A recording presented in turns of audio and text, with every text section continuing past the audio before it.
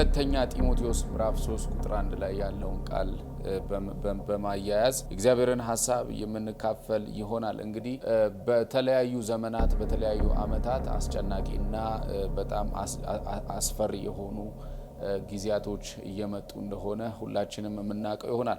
ይሄንን ቃል እናንብብና አብረን የእግዚአብሔርን ቃል የምንካፈል ይሆናል። በሁለተኛ ጢሞቴዎስ ምዕራፍ 3 ቁጥር 1 ላይ ነገር ግን በመጨረሻው ቀን የሚያስጨንቅ ዘመን እንዲመጣ ይሄንን እወቅ። ሰዎች ራሳቸውን የሚወዱ ይሆናሉ፣ ገንዘብን የሚወዱ፣ ትምክተኞች፣ ትዕቢተኞች፣ ተሳዳቢዎች፣ ለወላጆቻቸው የማይታዘዙ፣ የማያመሰግኑ፣ ቅድስና የሌላቸው፣ ፍቅር የሌላቸው፣ እርቅን የማይሰሙ፣ ሐሜተኞች፣ ራሳቸውን የማይገዙ፣ ጨካኞች፣ መልካም የሆነውን የማይወዱ፣ ከዳተኞች፣ ችኩሎች፣ በትዕቢት የተነፉ፣ ከእግዚአብሔር ይልቅ ተድላን የሚወዱ ይሆናሉ። የአምልኮ መልክ አላቸው፣ ኃይሉን ግን ክደዋል። ከነዚህም ግን ደግሞ ራቅ ብሎ የእግዚአብሔር ቃል በሁለተኛ ጢሞቴዎስ ምዕራፍ 3 ቁጥር 1 ላይ ለጢሞቴዎስ ጳውሎስ ይህንን መልእክት ይናገራል። እንግዲህ በመጨረሻው ቀን፣ በመጨረሻው ዘመን፣ በመጨረሻው ጊዜ የሚያስጨንቅ ነገር እንደሚመጣ መጽሐፍ ቅዱሳችን ይናገራል። ብዙ ነገሮች መጀመሪያ እንዳላቸው ሁሉ ዓለም፣ ተፈጥሮ፣ ሰዎች፣ ሁኔታ መጀመሪያ እንዳላቸው ሁሉ የዚች የዓለምም ደግሞ የሚያበቃበት የሚያከትምበት መጨረሻ አለ። ሰው ልጅ ሲወለድ መጀመሪያ ተብሎ እንደሚሄድ ሲሞት ደግሞ ሞተ፣ ሬሳው ተቀበረ፣ መጨረሻ ላይ እንዲሆን እንደሚባለው ሁሉ ዓለምም የሚያበቃባት ዘመን እንደሚመጣ መጽሐፍ ቅዱሳችን ይነግረናል። የመጨረሻው ዘመን ወይስ የኢየሱስ መምጫ? እንግዲህ ኢየሱስ በመጨረሻው ዘመን እንደሚመጣ መጽሐፍ ቅዱሳችን ይናገራል። በዚህ በመጨረሻው ዘመን የሚሆኑ ነገሮችን አብረን የምንከታተል ይሆናል። በዚህ በመጨረሻው ዘመን ወይንም በመጨረሻው ጊዜ የመጀመሪያው የሚያስጨንቅ ዘመን ይመጣል። የሚያስጨንቅ ዘመን ይመጣል። ሰዎች ሁሉ በተሰማሩበት በእያንዳንዱ የህይወት ጉዞአቸው ላይ ዘመኑ ከቀድሞ ይልቅ እየቀለለ ከቀድሞ ይልቅ እየተሻለ ሳይሆን የሚመጣው እጅግ እያስጨነቀ ይመጣል። ቀድሞ ቀላል የነበረ ነገር እየከበደ ይመጣል። ቀድሞ ይቀል የነበሩ ዓመታቶች የሚያስጨንቁ እየሆኑ ይመጣሉ። በህይወት መካከል በዘመን መካከል የሚቀል ዓመት አይፈጠርም። የሚቀል ዓመተ ምህረት አይፈጠርም። የተሻለ ዓመተ ምህረት ሊፈጠር አይችልም። እንደ እግዚአብሔር ቃል የሚያስጨንቅ ዘመን እንደሚመጣ ነው መጽሐፍ ቅዱሳችን የሚናገር። ለዛም ነው አሁን ሰዎች በህይወታቸው በእያንዳንዱ መግባት መውጣታቸው በእያንዳንዱ እንቅስቃሴያቸው ላይ አስጨናቂ የሆነ ዘመን መጥቶባቸዋል።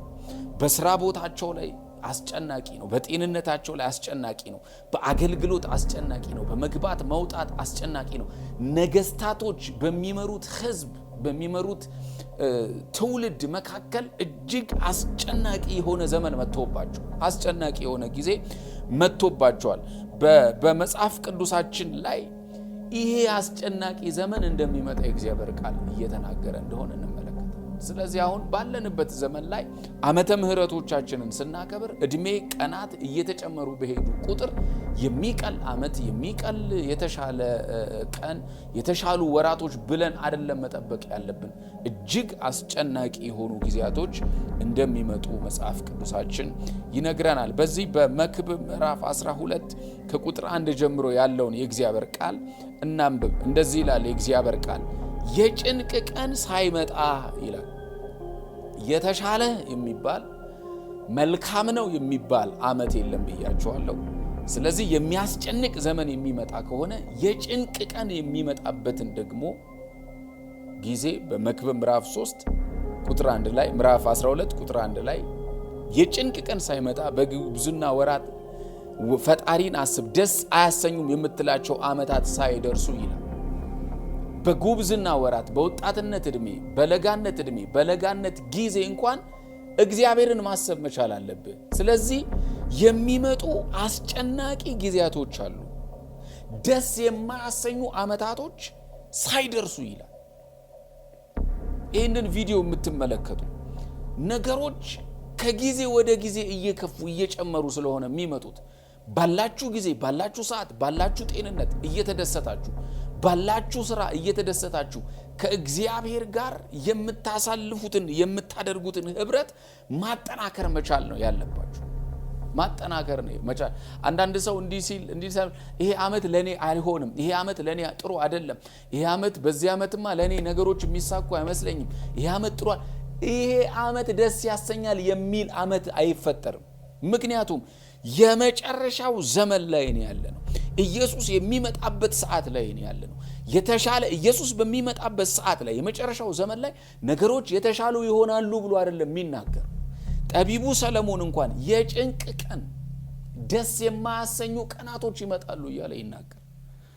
ስለዚህ ይሄ ዘመን የሚያስጨንቅ ዘመን፣ የሚያስጨንቅ ልጆችን የሚያስጨንቅ፣ ወጣቶችን የሚያስጨንቅ፣ አባቶችን የሚያስጨንቅ፣ እናቶችን የሚያስጨንቅ፣ ገንዘብ ያላቸው ባለሀብቶችን የሚያስጨንቅ ዘመን ነው። ምንድነው ታዲያ ከተባለ ለምንድነው መጨነቅ ከተባለ የመጨረሻው ዘመን ምልክት ነው። የመጨረሻው ዘመን መገለጫ፣ የመጨረሻው ዘመን የሚታይበት የሚንጸባረቅበት ወር ነው፣ አመት ነው። በዚህ በመጨረሻው ዘመን ግን ከጌታ ጋር የተጣበቁ ሰዎች፣ ጌታ ኢየሱስን የያዙ ሰዎች ነገሮች እየከበዷቸው እያስጨነቋቸው እንኳን ቢመጡም እነኛ የሚያስጨንቋቸውን አመታቶችና ዘመናቶች በድል አድራጊነት ከኢየሱስ ጋር ይሻገራል። በአሸናፊነት ከክርስቶስ ጋር ማለፍ ይችላል። ዛሬ በጌታ በኢየሱስም ይሄንን ቪዲዮ ነገር እንኳን ከብዷችሁ ያላችሁ፣ አመታት እንኳን ከብዷችሁ ያላችሁ፣ ዘመናት እንኳን አስጨንቋችሁ ያላችሁ ሰዎች ካላችሁ ለእናንተ የምስራች ይዤ መጥቻለሁ። አሁን ካጋጠማችሁ ነገር ከኢየሱስ ጋር ከሆነ በድል ትሻገራላችሁ። ከጌታ ጋር ከሆናችሁ አሸንፋችሁ ትወጣላችሁ። እናንተ መጥፋት አትችሉም። ጌታን የማታውቁ ሰዎችስ፣ ጌታ ኢየሱስ ከእናንተ ጋር የሌለ ሰዎችስ የዚህ የመጨረሻ ያስጨናቂው ዘመን ፍሬ ተመጋቢዎች ትሆናላችሁ። አስጨናቂው ዘመን የሚሰጠው የሚመግባቸው ትውልዶች አሉ። የሱ ለሆኑት ይሄንን ይመግባቸው። ጌታ ኢየሱስ የተባረከ። ሌላኛው የመጨረሻው ዘመን ወይስ የኢየሱስ መምጫ? ሌላኛው የሚሰማው ሁሉ አስደንጋጭ ነው የሚሆነው።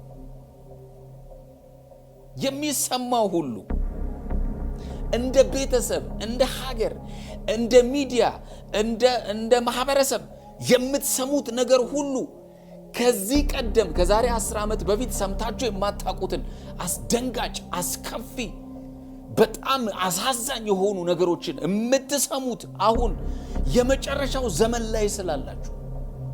ከ5 ዓመት በፊት ከ10 ዓመት በፊት በዘመኔ እንደዚህ አይነት ነገር ሰምቼ አላቅም የምትሉት ጉዳይ፣ በዘመኔ ቤተሰብም ሲያወራ አራ ሀያቶቻችን እንኳን ሲያወሩ ሰምተን አናቅም፣ እንደዚህ አይነት ነገር ተሰምቶ አይታወቅም የምትሉት ጉዳይ አሁን በዚህ ዓመት በዚህ ጊዜ በምድር ላይ እየተሰማ ነው ያለው።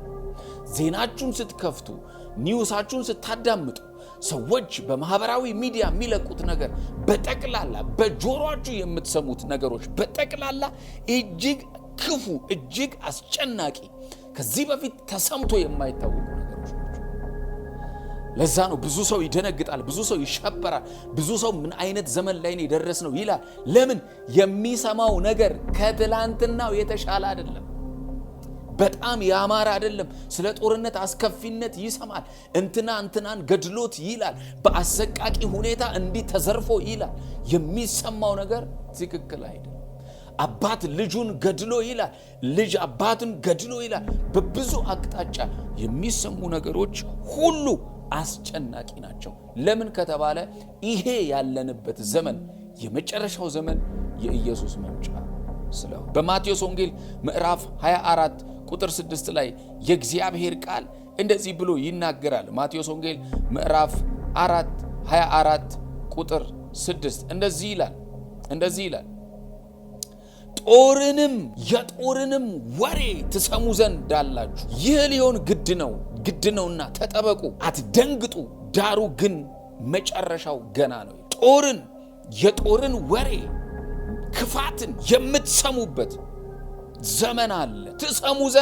ትሰሙ ዘንድ አላችሁ። ይህ ሊሆን ደግሞ ግድ ነው። የምትሰሙት የምስጋና ፕሮግራም፣ የልደት፣ የሆነ ሴሌብሬሽን፣ የሆነ ደስታ ሚል አይደለም። የምትሰሙት በመጨረሻው ዘመን የጦርንና የጦርነትን ኃይል ወሬ ነው። አሁን አይታችኋል። ሚዲያው ሁሉ የሚያወራው ስለ ራሽያ ጦርነት፣ ስለ ዩክሬን ጦርነት፣ ስለ ቻይና፣ ስለ ህንድ፣ ስለ ፓኪስታን። በሀገራችንም ውስጥ ስትመጡ እንትን ክልል እንዲሆነው እንትን ክልል እንዲሆነው ይሄን ያህል ሰዎች ሞቱ፣ ይሄን ያህል ሰዎች ተዘረፉ፣ እንትና ቦምብ ጣለ፣ መታቸው፣ በተናቸው የሚል ዜና ነው የሚሰማው። ሚዲያው ሁሉ ጦርነት ነው። ዜናው ሁሉ ጦርነት ነው። ሰዎች ቁጭ ብለው ለመዝናናት ተቀምጠው የሚያወሩት ስለ ጦርነት ነው፣ ስለ ፖለቲካ ነው፣ ስለ ሞቱ፣ ስለተገደሉ፣ ስለተረሸኑ ሰዎች ነው የሚያወሩት። ለምን ከተባለ የመጨረሻው ዘመን ምልክት። ነገስታቶችም ወሬያቸው ሁሉ ስለ ጦርነት ነው።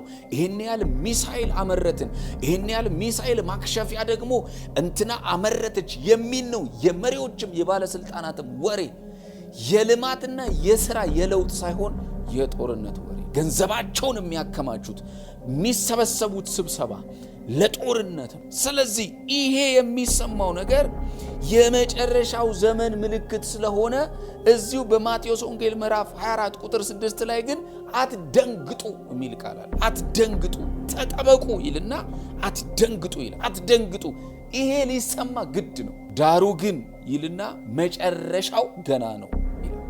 አልተቋጨም። ከዚህ የባሰ የሚመጣ አለ። ከዚህ የተለየ የሚመጣ አለ። ከዚህ የባሰ የሚልቅ አለ። ተጠበቁ፣ አትደንግጡ። አሁን የሚሰማው ሁሉ የሚያስፈራ ነው።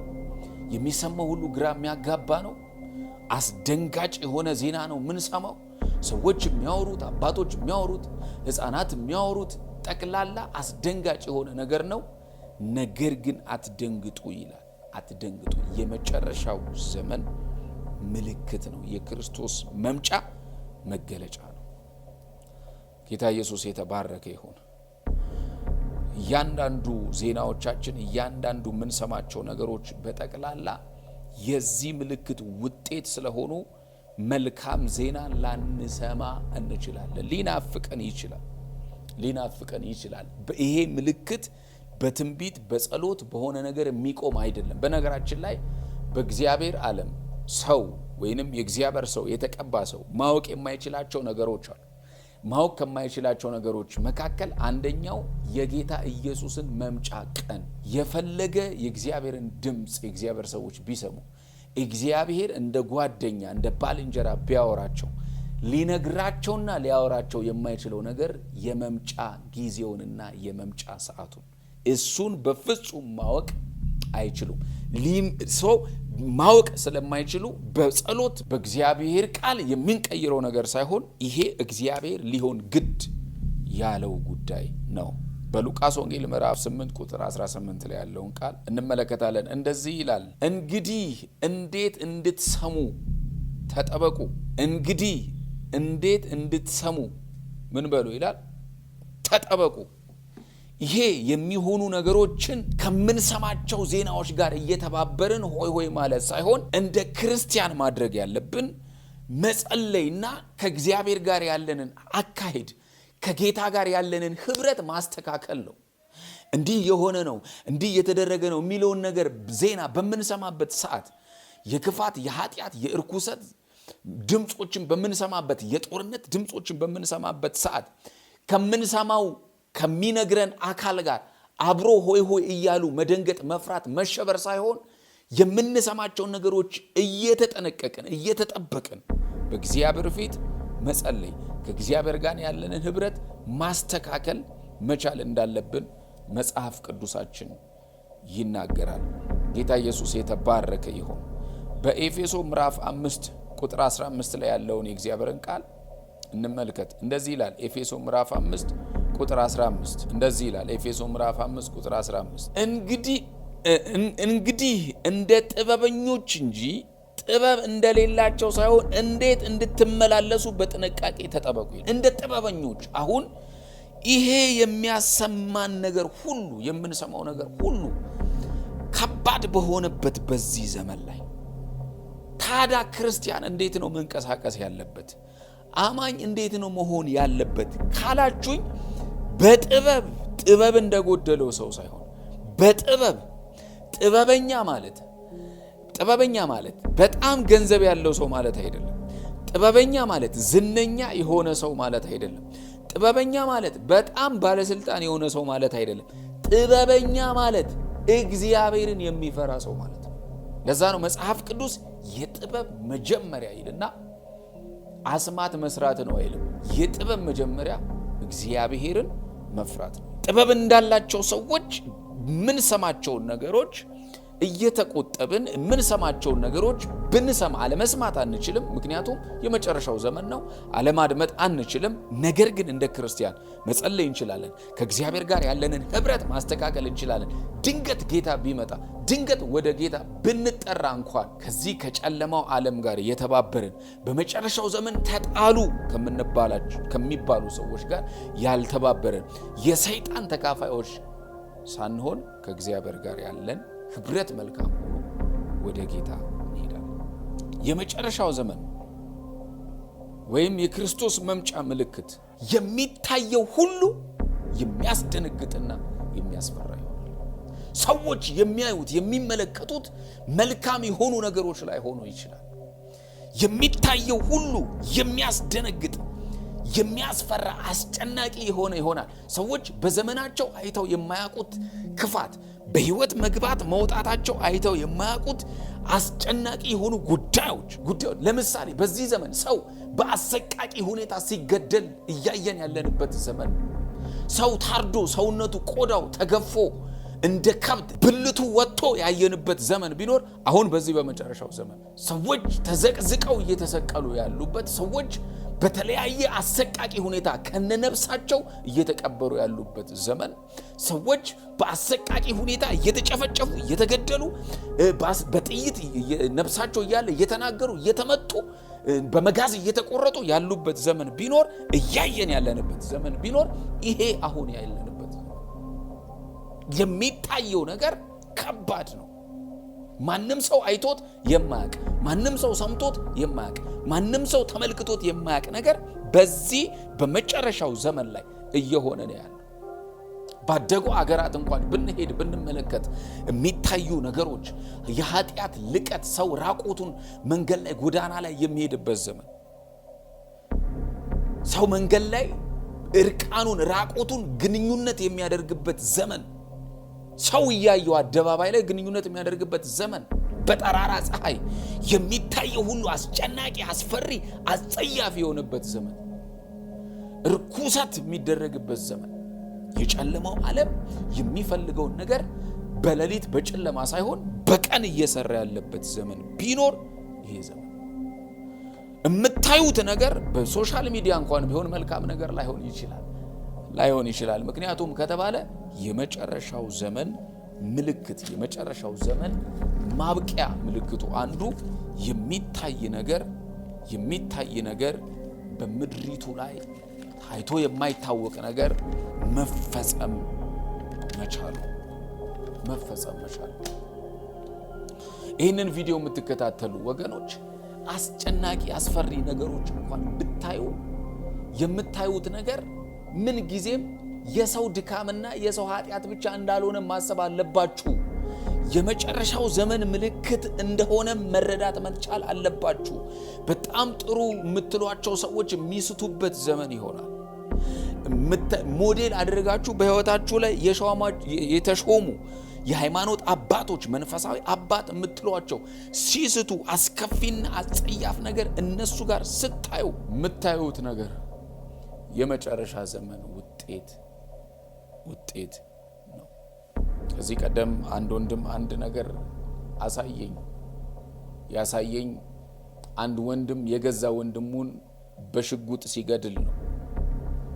ካሜራ ተቀርጾ ስለነበረ ካሜራ መኖሩን አያውቅም። የራሱን ወንድም በጥይት ገድሎት ከገደለው በኋላ ወይኔ ወንድሜ ሽጉጡን ደብቆት ወይኔ ወንድሜ ብሎ ያለቅሳል።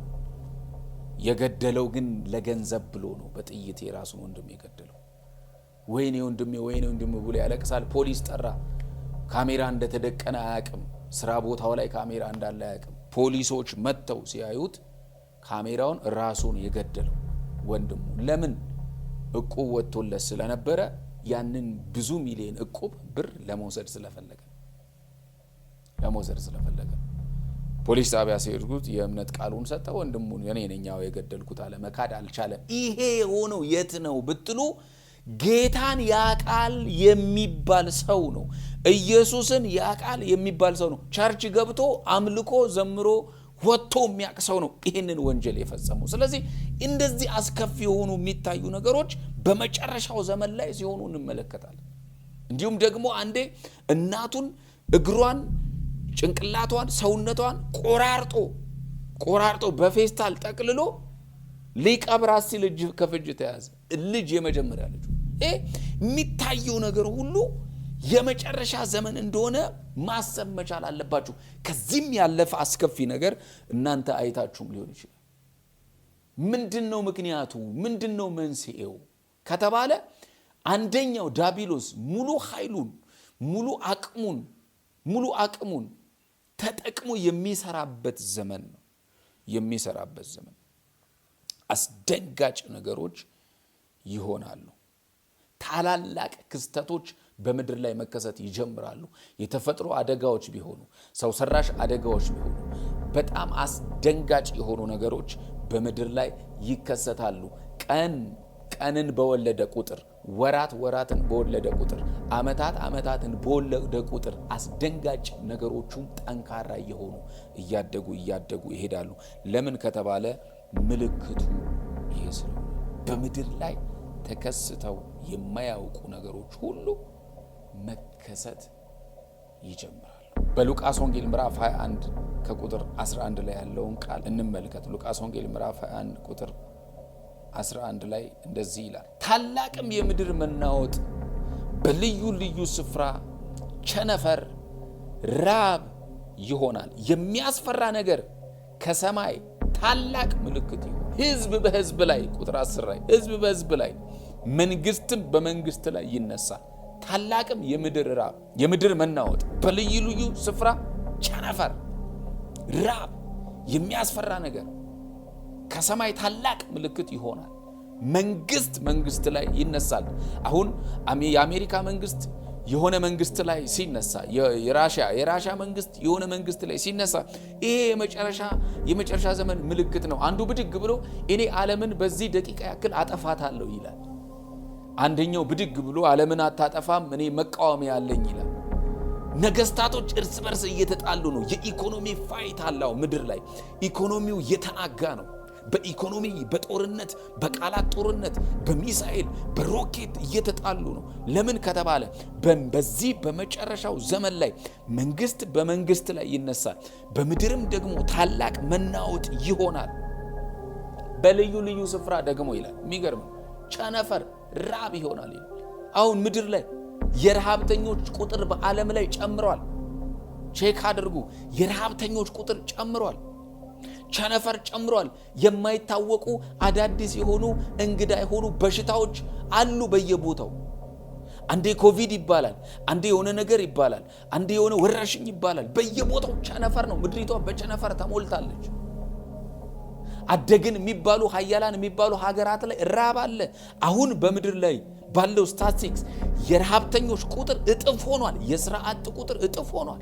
በዚህ በሀገራችንም ብዙ ረሃብተኞች አሉ። ክፍለ ሀገር ላይ ከከተማ ወጣ ብለን ስናይ ብዙ የተቸገሩ በቀን ውስጥ ብዙ ሰዎች እየሞቱ ነው ያለው በዚሁ በኢትዮጵያ። በምን ምግብ በማጣት የሚበሉት ነገር ባለመኖር የሚጠጡትን ውሃ አጥተው እየሞቱ ያሉ ሰዎች አሉ። ለምን ከተባለ የመጨረሻው ዘመን ምልክት ረሃብ ነው፣ ቸነፈር ነው፣ ጦርነት ነው። ነገስታቶች በነገስታቶች ላይ የሚነሱበት ነው። በጦርነት ኃያልነታቸውን ማሳየት የሚፈልጉበት ዘመን ነው ያለ። ስለዚህ ወገኖቼ ቅዱሳን ይህንን አስደንጋጭ ዘመን፣ ይህንን አሰቃቂ ዘመን ማለፍ የምንችልበትን አቅም ጌታ ኢየሱስ ሰጥቶናል። ከኢየሱስ ጋር የምንጣበቅ ከሆነ፣ ከኢየሱስ ጋር አብረን የምንሆን ከሆነ አብረን የምንሻገር ይሆናል። ጌታ ኢየሱስ ዘመናችሁን ይባርክ። በዚሁ ቃል መሰረት የተወሰነ ደቂቃ አብረን እንጸልይ። በመላው ዓለም ሆናችሁ ይህንን ቪዲዮ የምትከታተሉ አብረን እንጸልይ። በተለያየ አስጨናቂ ነገር ውስጥ ያላችሁ ጌታ ኢየሱስን የማታውቁ ጌታ ኢየሱስን እንደ ግል አዳኝ አድርጋችሁ መቀበል የምትፈልጉ በዚህ ቪዲዮ ይህንን ቪዲዮ የምትከታተሉ ልጸልይላችሁ በናዝሬቱ ጌታ በኢየሱስ ከምትሰሙት ከምታዩት ደግሞ አስጨናቂ ከሆነባችሁ ከማንኛውም ነገር ማምለጥ የምትችሉት ከጌታ ከኢየሱስ ጋር ያላችሁ ጥብቅ ግንኙነት ነው። በጌታ በኢየሱስ መጣበቅ እንዲሆንላችሁ የክርስቶስ ኃይል በሕይወታችሁ ላይ እንዲለቀቅ በበሽታ እየተሰቃያችሁ ያላችሁ በጭንቀት እየተሰቃያችሁ ያላችሁ ደግሞ ከጨለማው ዓለም ጋር ህብረት አድርጋችሁ ከኢሉሚናቲ ጋር ከመጨረሻው ዘመን ንጉስ ጋር ህብረት አድርጋችሁ በጨለማ ዓለም ውስጥ ያላችሁ ለስኬት ብላችሁ ተቀብላችሁ ነፍሳችሁን እያስጨነቀ ያለ ለስኬት ለበረከት ብላችሁ ተቀብላችሁ ህይወታችሁን አቢውዝድ እያደረገ ያለ በናዝሬቱ ጌታ በኢየሱስ ክርስቶስ የጌታ መለኮታዊ ክንድ በእናንተ ላይ ይገለጥ። ከገባችሁበት ከአስጨናቂ ነገር ውስጥ የናዝሬቱ ኢየሱስ እንዲያወጣችሁ ጸልያለሁ። በጌታ በኢየሱስ ክርስቶስ ስም የጌታ እጅ አቅም እንዲሆናችሁ ከዚህ አስከፊ ዘመን ማምለጥ የምትችሉበት ኃይል እንዲለቀቅ ከምትሰሙት ከምታዩት ከነኚህ አስጨናቂ ነገሮች ማምለጥ የምትችሉበት ኃይል እንዲለቀቅላችሁ በናዝሬቱ ጌታ በኢየሱስ ስም ጸልያለሁ። በናዝሬቱ ጌታ በኢየሱስ ስም ጸልያለሁ። በናዝሬቱ ጌታ በኢየሱስ ስም ጸልያለሁ። ወጣቶች ይሄንን ቪዲዮ የምትከታተሉ ጢሞቴዎስ ወጣት ነው። ለጢሞቴዎስ ብዙ ነገር ይናገረዋል። ሰዎች ራሳቸውን ይወዳሉ፣ ገንዘብ የሚወዱ ይሆናሉ፣ ትዕቢተኞች ይሆናሉ፣ ተሳዳቢዎች ይሆናሉ፣ ለወላጆቻቸው የማይታዘዙ ይሆናሉ ብሎ እንደተናገረ በተለያየ ሁኔታ ውስጥ ያላችሁ በትዕቢት ወላጆቻችሁን ባለማክበር እየተሰቃያችሁ ያላችሁ በጌታ በኢየሱስ ስም ከገባችሁበት ነገር መውጣት ይሆንላችሁ። በኢየሱስ ስም ጸለይኩላችሁ። አሜን። ይሄ ትምህርት በሚቀጥለው ክፍለ ጊዜ የሚቀጥል ይሆናል። በተከታታይ የመጨረሻው ዘመን ወይስ የኢየሱስ መምጫ በሚል አብረን እንማራለን። ይሄንን ዩቲዩብ ቻናል ላይክ ሰብስክራይብ አድርጉት። ደግሞ ይሄንን ቪዲዮ ለብዙ ቅዱሳን ሼር አድርጉላችሁ። በዚህ በመጨረሻው ዘመን ሰዎችን የምንናጠቅበት መንገድ ይሄ ትምህርት ነው። ብዙ ሰዎችን ይቀይራል፣ ይለውጣል። ላይክስ ኮሜንት ሼር አድርጉት። ጌታ ኢየሱስ ይባርካችሁ። የተአምራት ቀኔ ነው። በአገልግሎታችን እየተባረካችሁ እንደሆነ እናምናለን። የሚለቀቁ ቪዲዮዎች ቶሎ እንዲደርሳችሁ ሰብስክራይብ፣ ሼር ያድርጉ። እንዲሁም ከካሜራ ውጪ በነብይ ማራናት አገልግሎት በግል ጸሎት ለምትፈልጉ በእነዚህ ስልክ ቁጥሮች ይደውሉ። በ0901 91010 ወይም በ0960 61 64 65 ይደውሉ። የተአምራት ቀኔ ነው።